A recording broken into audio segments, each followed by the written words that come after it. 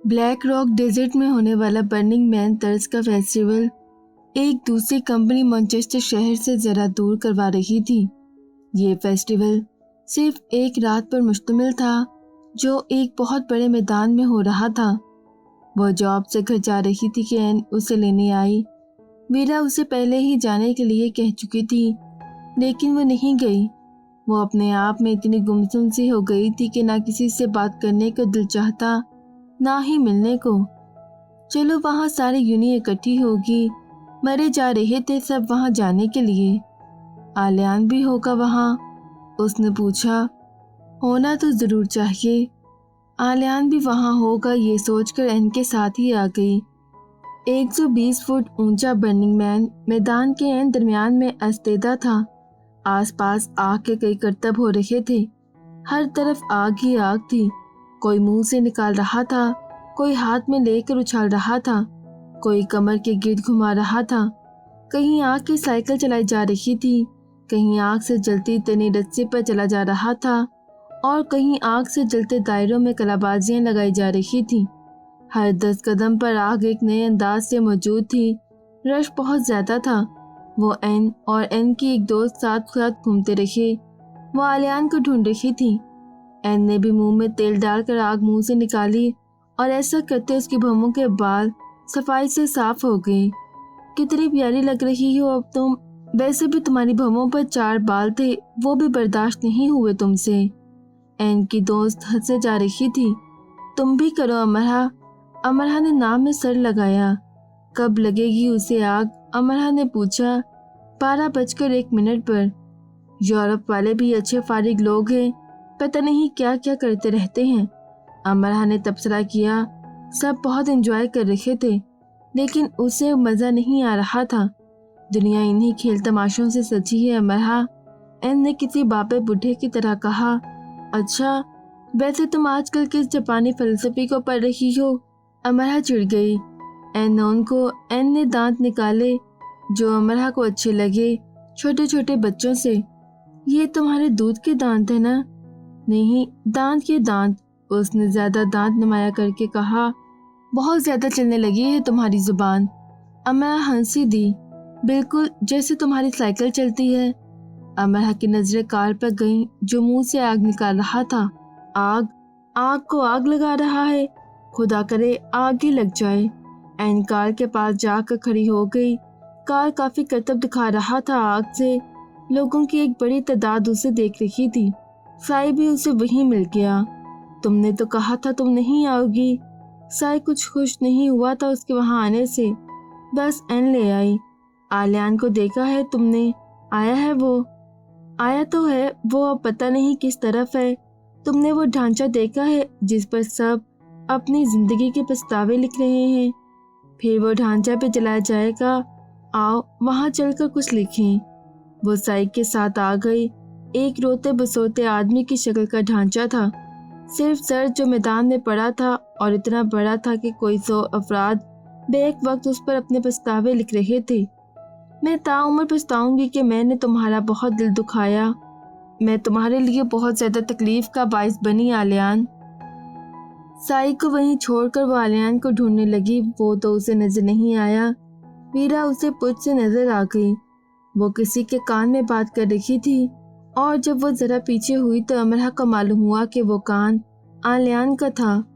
دونوں نے سیدھے کھڑے ہو کر منہ سے آگ نکالی ایک ساتھ، پھر ان کے 2 کلاس فیلوز نے نکالی، پھر ان دونوں نے نکالی جو کافی دور تک گئی۔ شاید ان دونوں کے گروپس میں کوئی شرط لگی تھی۔ مجمع میں کھڑی امرہ اکیلی ہو گئی۔ جب وہ منہ سے آگ نکالنے سے فارغ ہو چکے تو ویرا نے آلیان کو کھڑے ہونے کا اشارہ کیا اور ہاتھ میں فائر پوائے تھام لی اور اسے اپنے ساتھ تیزی سے گول گول گھمانے لگی۔ آگ کی لہریں اس کے جسم کے ساتھ گول دائروں میں مختلف اشکال میں کئی رنگوں میں بنتی چلی گئیں۔ وہ اسے کمر کے پیچھے لے گئی، سر سے اوپر، دونوں پیروں کے نیچے سے، پھر سر کے اوپر۔ فائر پوائے اس کے وجود کے ہم آہنگ ہو گئی۔ وہ اتنی تیزی اور کمالیت سے اس کے نت نئے کرتب دکھا رہی تھی کہ لگتا تھا کہ وہ ساری عمر صرف اسی کھیل کو کھیلتی رہی ہے۔ اس نے صرف اسی کی مشق کی ہے۔ اگر وہاں اس کے سامنے آلیان موجود نہ ہوتا تو امرہ ضرور داد و تحسین سے اس کی طرف دیکھتی، لیکن اب جتنی آگ ویرا کے ہاتھ میں تھی اس سے کہیں زیادہ امرہ کی نظر میں تھی۔ امرہ کا دم گھٹ رہا تھا، اس کی سبھی حصیں انگشت بدنا تھیں۔ اسے انہونی کے ہو جانے کی صدائیں سرگوشیاں بنی سنائی دینے لگی۔ اب ویرا نے آلیان کے گرد گھومنا شروع کر دیا۔ آس پاس موجود پوئی فیلوز ان دونوں کو دیکھنے لگے۔ امرہ نے اپنے دل پر آگ کے لپیٹیں محسوس کی۔ اس نے ذرا غور کیا، اپنی غلط فہمی دور کرنی چاہی، لیکن اور بڑھ گئی۔ ویرا نے وہی لباس پہن رکھا تھا، پلیٹ ہاؤس کی شوکیس سے ڈرا کیا تھا اور جو صوفی نے ماسکو سے اپنا بنا کر بھیجا تھا۔ وہ ایک دو بار اسے یونیورسٹی پہن کر جا چکی تھی، پھر وہ ایک عرصے تک اس کے وارڈروب میں پڑا رہا۔ امرہ کو لگتا تھا وہ اب اسے پھینک دے گی، لیکن اسے پھینکا نہیں گیا تھا۔ آلیان کھڑا تھا اور ویرا کے کرتب ختم ہونے میں نہیں آ رہے تھے، اور پھر وہ رک گئی۔ عین آلیان کے سامنے بہت ہی کم فاصلہ رکھ کر اس نے کچھ کہا۔ آلیان خاموش اسے دیکھتا رہا۔ اتنی زیادہ دور سے بھی اسے کی سننے میں ذرا مشکل نہ ہوئی کہ ویرا نے اس سے کیا کہا ہے۔ میں تم سے شادی کرنا چاہتی ہوں، میرے ساتھ روس چلو گے پاپا سے ملنے؟ 12 گھنٹے بجے اور مجمع میں سکوت چھا گیا، اور پھر 12:01 کا گھنٹہ بجا۔ مجمع نے سکوت کو شور سے توڑا۔ 70 فٹ اونچے ڈھانچے میں آگ بھڑکی اور وہ جلنے لگا، سر سے گردن سے سینے تک، پھر پورے کا پورا۔ اس آگ نے قیامت کا منظر برپا کر دیا۔ اس سے نکلنے والی لپیٹیں دنیا کو سمیٹتی ہوئی لگیں، جیسے تباہی کا نقطہ آغاز ہو اور آباد کاری کا نقطہ انجام۔ سب جل جانے کا وقت آ چکا تھا۔ آلیان نے ویرا کے ہاتھ کو نرمی سے چھوا اور مسکرایا۔ آگ کی آواز فراق دیدہ کے گمے حاصل کے دہن سے نکلی اور اسی پر بس نہیں ہوئی۔ ویرا نے یونیفیلوز کی طرف گھوم کر تالی بجائی اور انہیں متوجہ کیا اور آلیان کی طرف اشارہ کیا اور بولنے لگی۔ پھر وہ زمین پر آلیان کے سامنے بیٹھ گئی اور دونوں ہاتھ جوڑ دیے اور تیز تیز بولنے لگی۔ اس کا انداز بچگانہ تھا اور دلربا بھی۔ وہ خوبصورت لگ رہی تھی اور بدصورت بھی۔ آگ نے آتشی پروں پر افشاں کو مسلوب کرنا شروع کیا۔ یونیفیلو دلچسپی سے اس منظر کو دیکھ رہے تھی، اور پھر آلیان نے کچھ کہا کہ تالیاں بجنے لگی اور ویرا کھڑی ہو کر مسکرانے لگی۔ یہ وہی مسکراہٹ تھی جو پہلے کبھی ویرا کے ہونٹوں پر دیکھی نہیں گئی تھی۔ سائی اس کے عین پیچھے کھڑا تھا۔ امرہ، یہاں کھڑی کیا کر رہی ہو؟ سائی کی آواز لرز رہی تھی۔ امرہ نے مڑ کر اسے دیکھا۔ سائی اس کی حالت دیکھ کر ڈر گیا۔ ویرا آلیان سے کیا کہہ رہی ہے، تم جانتے ہو؟ سائی نے اس سے آنکھیں چرائیں اور وہ جان گئی کہ سائی جانتا ہے۔ ویرا تمہارے پاس آئی تھی سائی، کچھ کہا تھا اس نے؟ امرہ چلا اٹھی۔ سائی خاموش کھڑا رہا، اور وہ کیسے کسی کا راز کسی اور کو دے سکتا تھا؟ امرہ جھٹکے سے پلٹی۔ زندگی میں سب کو آگے بڑھنا ہوتا ہے امرہ، سائی نے نرمی سے کہا۔ امرہ کے آنسو زمین پر گرنے لگے جہاں الاؤ ہی الاؤ دہک رہے تھے۔ تو آلیان ویرا کے ساتھ آگے بڑھ رہا ہے۔ کہانی کا یہ وہ موڑ تھا جو اس کے دل کی آنکھ سے اوجھل تھا۔ اگر ہم کچھ نہیں پا سکتے تو ظاہر ہے اسے کوئی اور پا لیتا ہے۔ سائی کے لیے مشکل تر ہو گیا اس کی طرف دیکھ کر بولتے رہنا۔ افشا کیسن خود کو بھی آتشی پروں کے سپرد کیا۔ امرہ تیزی سے آگے بڑھ گئی۔ کہاں جا رہی ہو امرہ؟ سائی اس کے سامنے آیا۔ گھر۔ وہ سائی کو پیچھے چھوڑتے آگے بڑھی۔ اتنی جلدی؟ دیکھو ابھی تو برننگ مین جلنا شروع ہوا ہے۔ اس نے اس کا دل بہلانے کی اپنے سے کوشش کی۔ وہ تو کب کا جل چکا۔ وہ اور آگے بڑھ گئی، رش کو پرے کرتی ہوئی رش سے پرے ہوتی ہوئی۔ سائی اس کے پیچھے لپکا، لیکن اس کی رفتار کے ساتھ اسے پا نہ سکا۔ ایک چنگاری اڑتی ہوئی کہیں سے آئی اور اس کے فرشی دوپٹے پر گر گئی۔ یہ تو ہونا ہی تھا، وہ بڑبڑائی۔ کیا یہ ہونا تھا؟ وہ کراہی۔ وہ ساری یادیں ذہن سے کھرچ ڈالے گی، صرف اس ایک منظر کو ذہن سے مٹانے کے لیے جو اس نے ابھی ابھی دیکھا تھا۔ ویرا اور آلیان اور ویرا، वो उसे पसंद करती थी, वो ये जानती थी। वो उसे शादी के लिए पसंद करेगी, वो ये नहीं जान पाई। अमरा, तुम्हारा दुपट्टा। एंजेलाई, उसके दुपट्टे का फर्शी पल्लू आग पकड़ चुका था।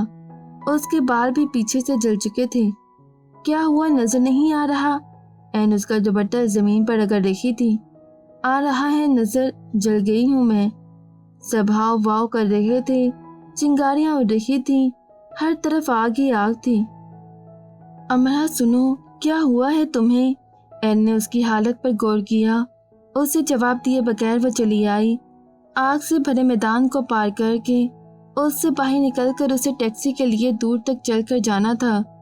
वो लंबी सड़क पर पैदल चलने लगी। उसकी पुश्त पर बर्निंग मैन इस्तादा था।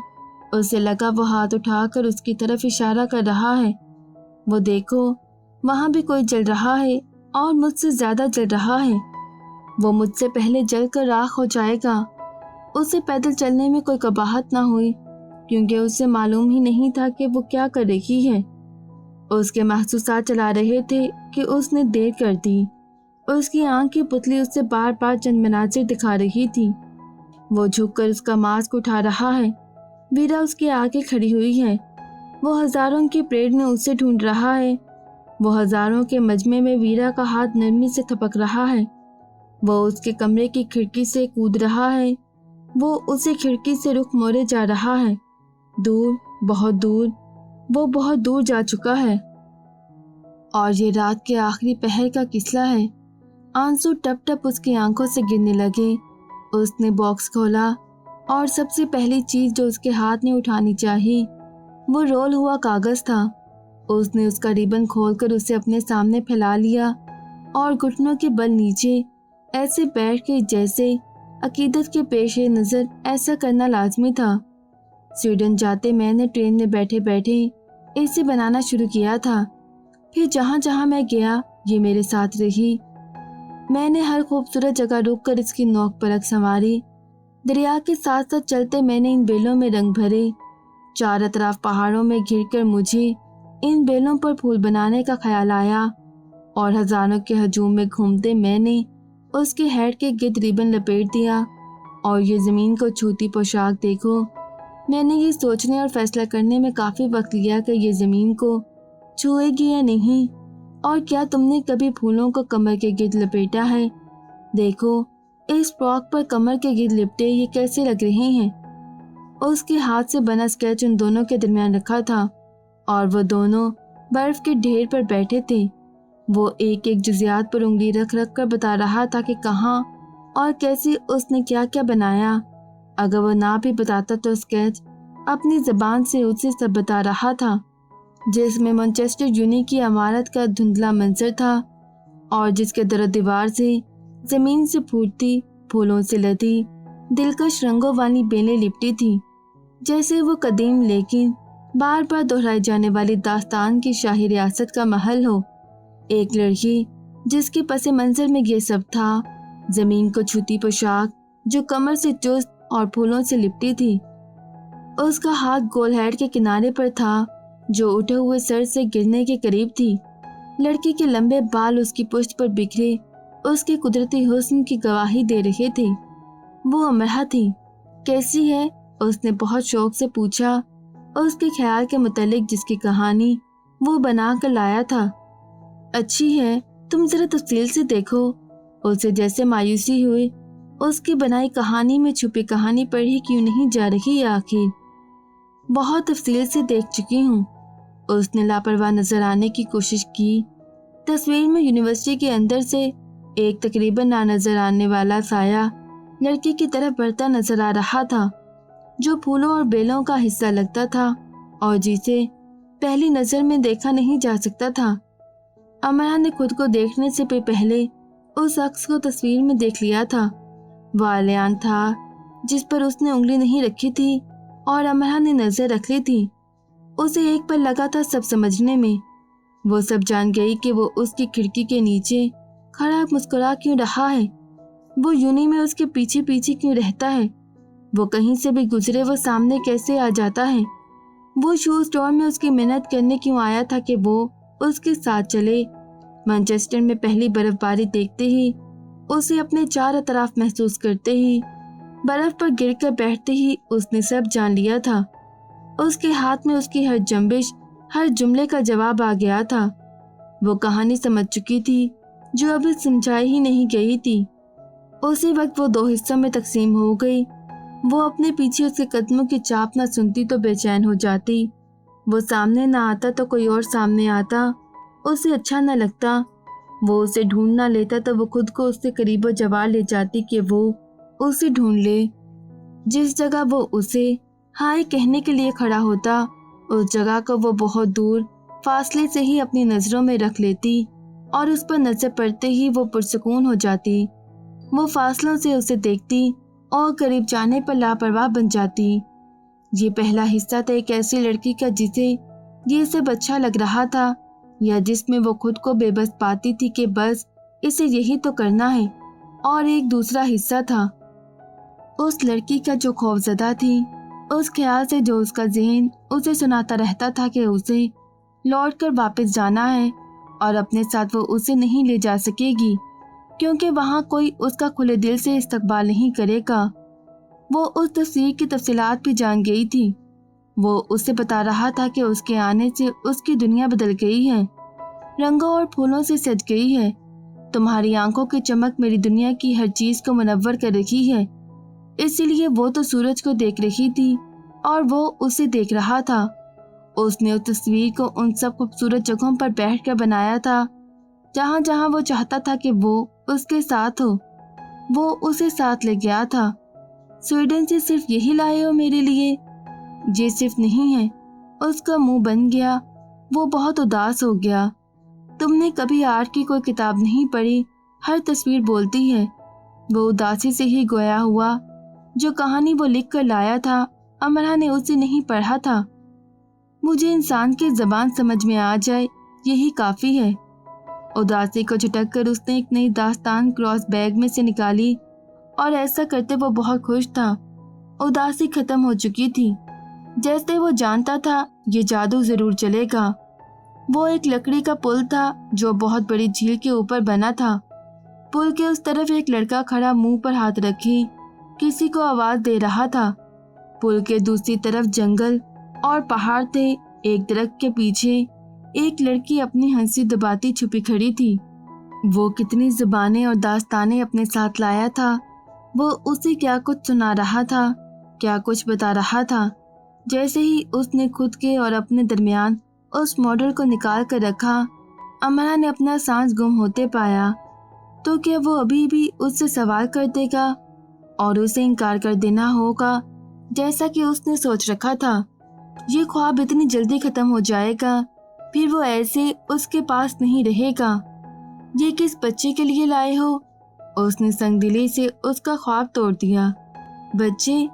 वो देर तक हैरान रहा और जैसे उसका नन्हा सा दिल भी टूट गया।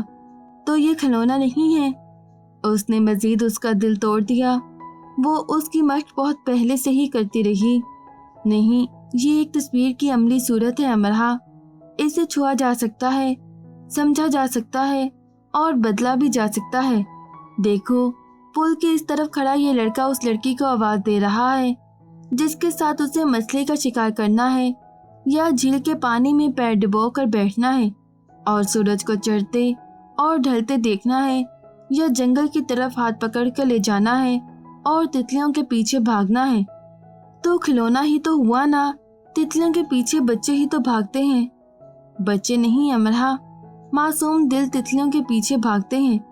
क्या तुम्हारा दिल नहीं चाहता सारा मैनचेस्टर, तुम्हारा लाहौर, ये हमारी दुनिया हर रंग की तितलियों में घिर जाए और फिर साथ में हम इनमें घिर जाएं? वो हमारे साथ उड़े, हमें अपने साथ उड़ाएं। तुम बिजनेस के स्टूडेंट हो ना आलियान? मेरा दिमाग बिजनेस का स्टूडेंट है, दिल नहीं। तुम कितनी मामूली बातें भी नहीं समझती। चलो कोई बात नहीं, मैं तुम्हें हर बात तफसील से समझा सकता हूँ। उसने हौसला नहीं हारा। हर बात वो तफसील से समझ चुकी थी। उस वक्त वो यही चाहता था ना कि पुल के उस तरफ खड़ा आलियान जो उसे आवाज दे रहा है, तो उसकी आवाज पर वो दरख्त के पीछे से निकल कर चलती उसके पास आ जाए और कहे, लो मैं आ गई। तुम अपनी बेसुरी आवाज को थोड़ा सुरीला करके आवाज नहीं दे सकते? जब तुम मेरे पास नहीं होती तो ये बेसुरी हो जाती है। अब सुनो, क्या इसमें सुर आए? हाँ, अब कुछ बेहतर है। हेड को सर पर जमाए वो उससे आगे चली गई। तुम्हारी टोकरी में क्या है? वो उसके पीछे आएगा, जरूर आएगा। चेरी, वो मुड़े बगैर अदा से कहेगी। इतनी कम चेरी? उसे सिर्फ बात करने का बहाना चाहिए होगा। मैं इतनी ही खाती हूँ, तुम्हारे लिए नहीं लाई मैं, लेकिन मैं तो तुम्हारे लिए लाया हूँ। वो लेने से ज्यादा सेब देने पर तैयार रहेगा। क्या? अब वो पलटेगी, उसे देखेगी। ये, उसने मुट्ठी खोल दी और तितली उड़ती हुई उसके सर पे से गुजर गई। वो समझ गई कि वो क्या सोचता है। तितलियों के पीछे भागने का बहाना करते, दरअसल उसके पीछे भागना। उसे तितलियां नहीं चाहिए थी, उनके पीछे भागती अमरहा चाहिए थी। उसे मछलियों से मतलब नहीं था, उसे उसके साथ बैठने से गर्ज थी। उसे फूल अच्छे लगते थे अगर वो उसकी पोशाक में गुंदे हों, उसकी कमर से लिपटे हों या उसके सर पर ताज की सूरत रखे हों। ये जो तुम्हें खिलौना लग रहा है अमरहा, जिस दिन ये तुम्हें खिलौना न लगे मुझे बताना। अच्छा, तुम क्या करोगे? उसका दिल डूब गया। जिस दिन इसे समझने की समझ ले आओगी, उस दिन ये सवाल नहीं करोगी। और अगर मुझे कभी समझ में ना आई तो? अपने खौफ को उसने जबान दी। ऐसा होना मुमकिन नहीं। ये भी कोई बददुआ ही होगी जो तुम्हारी अकल को दी गई होगी। बददुआ उसकी अकल को नहीं, किस्मत को दी गई थी। उसने दरख्त के पीछे खड़ी लड़की को ले जाकर उसके साथ खड़ा कर दिया। दोनों को झील के किनारे बिठा दिया। सूरज ढलने लगा, वो वहीं बैठे रहे। वो ये चाहता था तो वो भी यही चाहती थी, लेकिन उसका चाहना वो बंद कमरे में एक अमली तसव्वुर के साथ ही कर सकती थी। उसने माना कि वो एक नहस वजूद है। वो आलियान के लिए नहूसत लेकर आई थी, एक ऐसे शख्स के लिए जो बच्चों से ज्यादा मासूम था, जो उसके लिए नित नई कहानियां बुनता था। और ऐसा करने के लिए वो कितनी ही रातें जागता रहा होगा। मज़ीद वीडियोस देखने के लिए हमारे चैनल ऑडियो बुक्स टैक्स को सब्सक्राइब करें और बेल आइकन पर क्लिक करें।